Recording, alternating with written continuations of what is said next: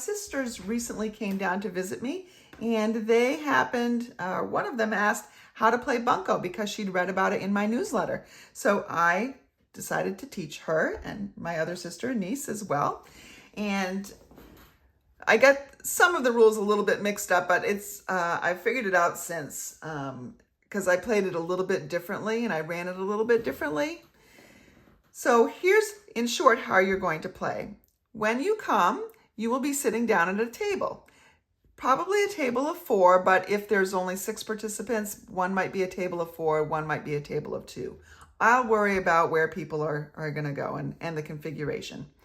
But if you're at a table of 4, 1, 2, 3, 4 people, the person across from you is your teammate for that round. So 1 and 3 would be teammates, 2 and 4 would be table mates here. Each person will have their own Bunco score sheet. And then there will be, at each table, there will be a Bunco scratch pad and pencils. This will come into play shortly. I'll talk about that. The bell is only at one table. That's called the head table or the high table. And this is the table that controls the round. They determine when the round is over.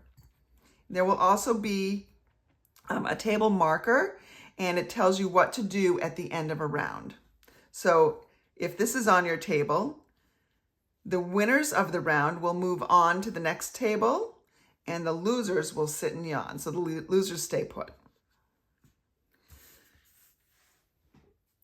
Then you have scorecards. So the scorecards will help you tally how many Buncos you have, how many winners. This is what we're going to use to determine who wins the prizes at the end of the night. Oh, also on each table will be some dice because you need the dice to play the game. So let's see how the game is played. I'm going to make this my personal scorecard. Also, I'm going to have another spot for what's called a baby Bunco, and I'll explain that in just a second. I don't think I played with baby Buncos before. Depending on how many people show up, we might not play baby Buncos this time. Scratch pad. So the person keeping score, team 1, 3. So that's these 2 people in red, and then team 2, 4.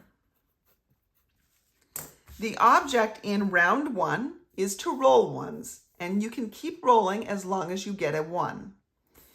If you get 3 ones in round 1, that's called a Bunco, and you yell, Bunco! And that's worth 21 points. If you are at the head table, once you reach 21 points, once your team reaches 21 points, you ring the bell, the round is over for all the tables.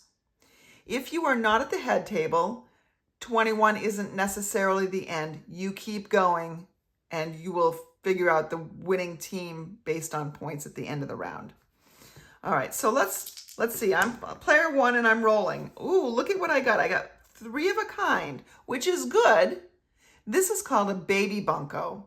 Remember, I was trying to roll ones. So I didn't roll any ones, but I did get 3 of a kind. So that's a baby Bunco. So I would mark down on my personal score sheet that I got a baby Bunco. And a baby Bunco is worth 5 points. So I've got 5 points, and since I scored points, I can roll again. I remember I'm rolling ones, so there's another one, so that's 6 points. So I had 6 total points for that round. Now you can mark with the 6, or you can make, you can do that. You can make tally marks. Doesn't matter. Whoever the scorekeeper is at your table, they get to decide. So now that I didn't get any ones, I get to move the dice over to player number 2. 1 point, 2, and so player number 2 got 2 points. Now it goes to player number 3. 1, 2. So the 6 now becomes an 8 because 6 plus 2 is 8. And play will continue. Didn't get anything. So then it goes back to 1, etc. Okay, so the bell has rung at another table. I am not at the head table at the moment. And we see that team 1-3 had 33 points. It's circled because somebody got a bunco. Team 2-4 had 15 points. So players 1 and 3 are winners for that round. They will go on to their scorecards and write their score. So my score was 33. I was actually the one that got the bunco. I got both a baby bunco that time and a regular bunco. And 33 was a winning score, so I write a W.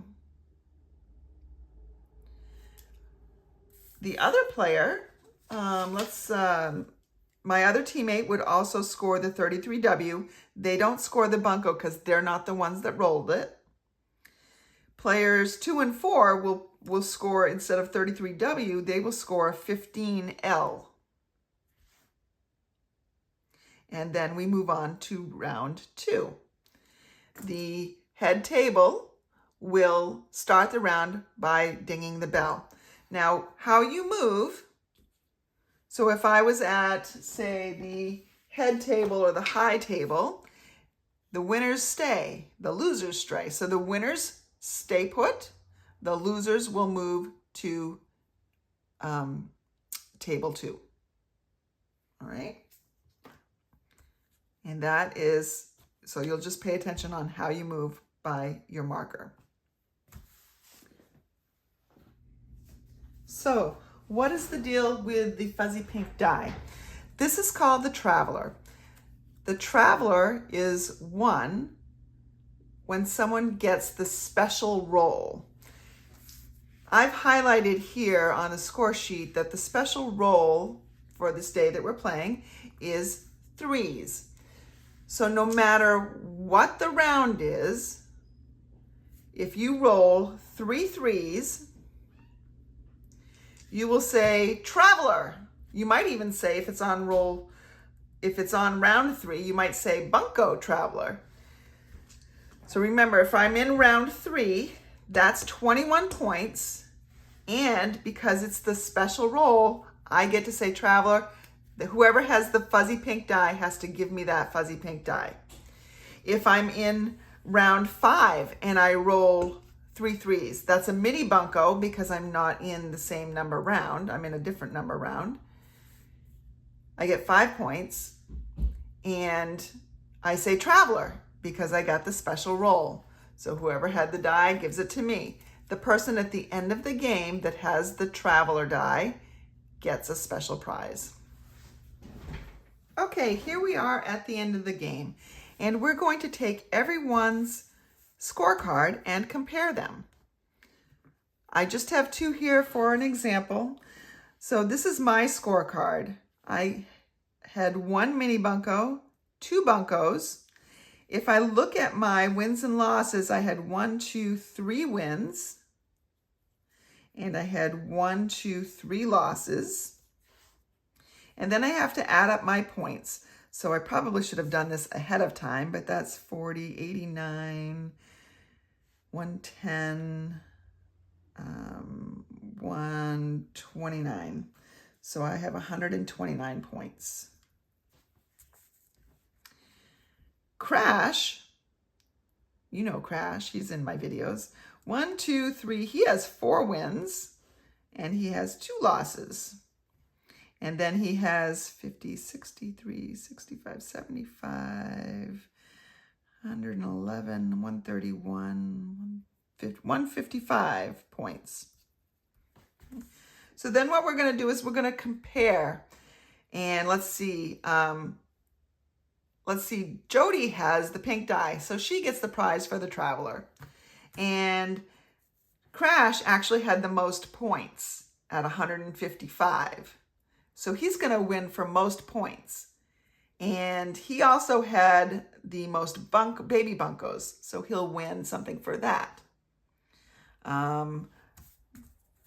Neither one of us had very many buncos, but believe it or not, I had the most buncos, so I will win something.